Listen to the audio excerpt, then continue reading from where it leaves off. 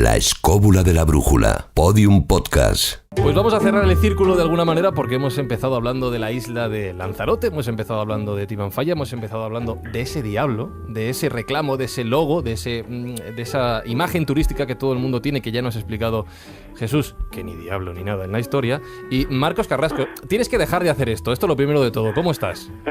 Muy bien, ¿qué tal, compañeros? ¿Cómo estáis? No, nosotros peor que tú, porque tienes que dejar de hacerlo, de ir a los sitios de los que vamos a hablar. O sea, Nada, yo estoy aquí de corresponsal destacado en el parque de Timanfaya, aquí he puesto el caballete, he plantado ahí y bueno, evitando un poquito los humos de las fumarolas para no quemarme el culo, como se suele decir, y bueno, pues pues contaros un poquito algunas historias que hay por aquí y además muy muy interesantes relativas al arte.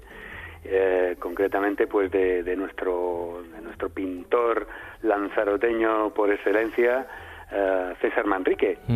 César Manrique, que no menciono en vano el caso de este símbolo, de este diablo. Él tiene algo que ver en todo esto, ¿verdad? Por supuesto que sí. Hombre, él es el alma volcánica, nuestra espacio de arte, que él coge toda esa inspiración y bueno, ya supongo que Jesús ya lo habrá contado con la cuestión del diseño de ese diablo. Pues bueno, os voy a contar, porque a mí cuando yo estuve allí en su casa, en el Taro de Taiche, me quedé boquiabierto y bueno, ya supe toda la historia de César Manrique, que es un pintor nacional canario y lanzaroteño, que es además muy muy muy reconocido, fue muy reconocido en su época, y además tenía, pues de hecho, un carácter muy muy volcánico, y ya veréis por qué. Él, bueno, pues dando un poquito unos datos biográficos, él pues nace en 1919 y participa en la Guerra Civil Española, y se cuentan que él a la vuelta queda tan quemado, y nunca mejor dicho, que quemó su uniforme y nunca quiso hablar más del tema. Estudia arquitectura, que luego vamos a ver por qué su vinculación con la arquitectura bueno, está evidente y patente en muchas de las creaciones que él hace, pero lo deja más tarde y viene a Madrid a estudiar Bellas Artes.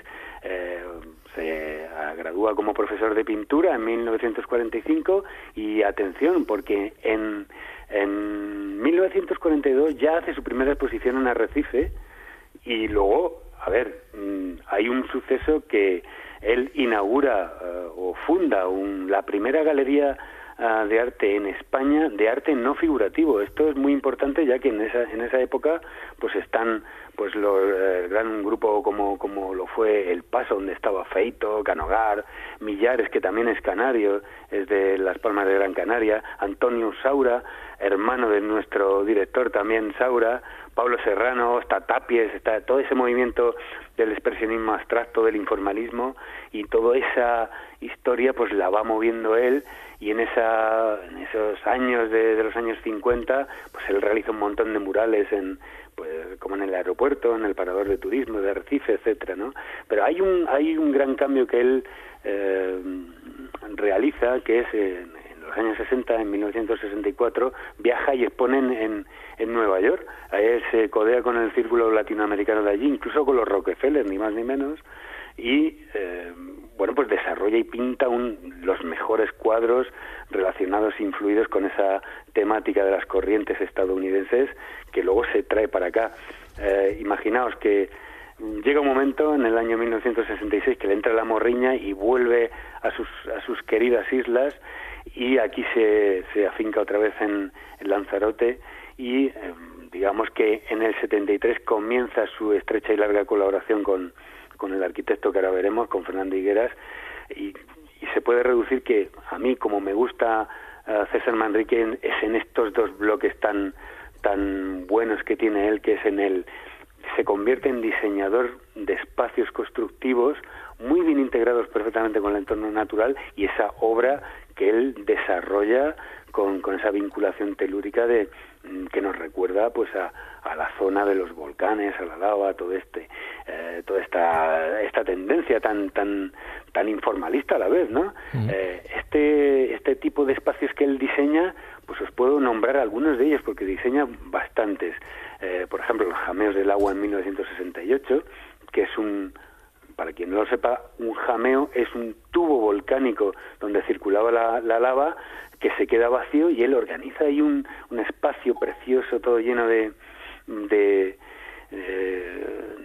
construcciones y de integración con la vegetación y con todo tipo de recursos arquitectónicos, pero verdaderamente innovador. El Taro de Taiche, que es su propio lugar donde está su fundación, esto es verdaderamente sorprendente. Yo cuando estuve allí me quedé boquiabierto porque realmente es la utilización de 5 burbujas volcánicas que se quedaron allí, huecas, en la época de las erupciones, y entonces él organiza allí su propio taller, al final acaba siendo su fundación, y es verdaderamente innovador y sorprendente. El Mirador del Río, que es una antigua batería artillería costera, el Jardín del Cactus. Aquí en España, en Madrid, tenemos una construcción de él que nada menos que es el Centro Comercial La Vaguada, que se inaugura en 1983. ¿La Vaguada es suya? La Vaguada la diseña junto a este arquitecto, con Fernando Higueras, y es el primer centro comercial de España integrado perfectamente en el entorno natural. Además tiene esa tendencia, esas rocas negras, todo lleno de naturaleza, de vegetación por todos los sitios. Es verdaderamente maravilloso, ¿eh? Una faceta interesante de César Manrique, tú lo decías antes, tenía un carácter volcánico, porque luchó mucho contra los especuladores, contra políticos sin escrúpulo, que no tomaban en cuenta el medio ambiente, ese ecosistema tan privilegiado que tiene la isla de Lanzarote, y él se puede considerar que es un pionero del desarrollo sostenible. Hizo mucho, ¿verdad? Efectivamente, porque César Manrique, aparte de todos sus parabienes, tuvo muchos enemigos, que le tachaban, pues, para empezar, de homosexual, de deslenguado, de desafiante. Fue muy poderoso e influyente, y en algunos envidiosos le acusan de que realmente fue lo que algunos llaman el comisario estético de su isla. Eso tiene mucha tela, vamos a ver, si juicio estético tuvo, realmente ha quedado su legado, y realmente pues le echaba la bronca a los arquitectos que no respetaban esas normas, porque él, claro, estudió mucho lo que es la arquitectura local, todas estas casas encaladas de blanco, cómo era ya desde hace mucho tiempo y desde la antigüedad este tipo de arquitectura para integrarla, uno con lo natural, con esas piedras negras volcánicas, y otro con lo que es lo volcánico, con la vegetación. Bueno, tiene una innovación en este sentido increíble. Ya os digo, las dos cosas que le marcan a César Manrique es este viaje a Nueva York del que os he comentado, donde allí descubre este expresionismo abstracto en 1954 más o menos, 56, y el otro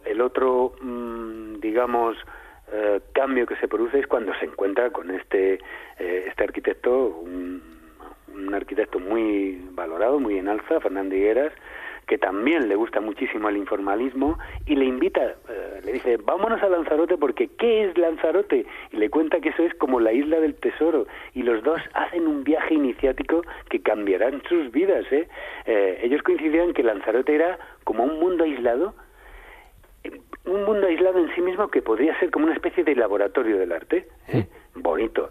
Digamos que era, pues como ya os he comentado, una isla del tesoro donde podrían experimentar esta integración que ellos buscaban, ¿no? Entonces esta vinculación que tenía por sus primeros años de que estudió, porque dejó a los 2 años, Manrique dejó la carrera de arquitectura. Hace muy buen complemento, fue su mejor socio, Fernando Higueras, y hicieron muchísimos proyectos juntos. Quiero decir que también en esa época de pintor, a mí la que más me gusta es la que se trajo con esa influencia que se trajo del informalismo estadounidense, y esos colores ardientes del parque volcánico de Timanfaya, los rojos, las tierras, los negros, esos cuadros que están hechos con cenizas y con material aglutinante.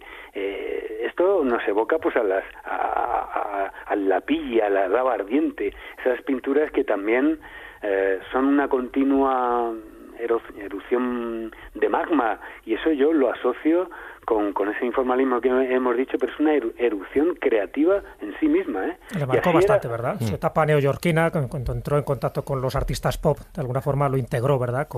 Lo integró perfectamente, incluso, además, yo no sé, mira, en este programa y en este taller del pintor hemos hablado también de Jean Dubuffet, que también hace los cuadros con escoria, con el art bruto, pero él no entra en el tema tanto como lo hace Dubuffet en el tema figurativo, y si veis, como siempre dejamos en la escóbula de la brújula, en la web y en Facebook, estos cuadros los voy a poner con algunas fotografías tomadas aéreas y desde lejos de lo que es las propias calderas de los propios volcanes, cómo tienen los mismos colores. Es increíble, ¿eh? Cómo este artista funde, al igual que hay otros otros artistas que nacen en Galicia y tienen el verde metido en su ADN, o otros en el Levante que tienen esos tonos terrosos y esos blancos, es lo que tiene, lleva un origen volcánico en su propia creación. Se podría decir, Marcos, lo vais a ver, ¿eh? Se podría decir que de alguna manera esculpe la isla, César Manrique. Esculpe la isla, pero exactamente tú lo has dicho, Jesús, es una muy buena definición. Lo que él quiere hacer realmente, aparte de ser su laboratorio del arte, es lo que quiere. Su objetivo en la vida fue llegar a esa combinación con armonía de arte y naturaleza. Eso es lo que consiguió Manrique, y que luego, bueno, pues ha sido su legado, que se puso muy tajante y muy discutidor y muy deslenguado, como dicen, llevándole la contraria a muchos arquitectos y a muchos políticos. Sí, pero claro, también el artista tiene que hacerse de valer, y esto es lo que consiguió, y eso lo hicieron pocos, ¿eh?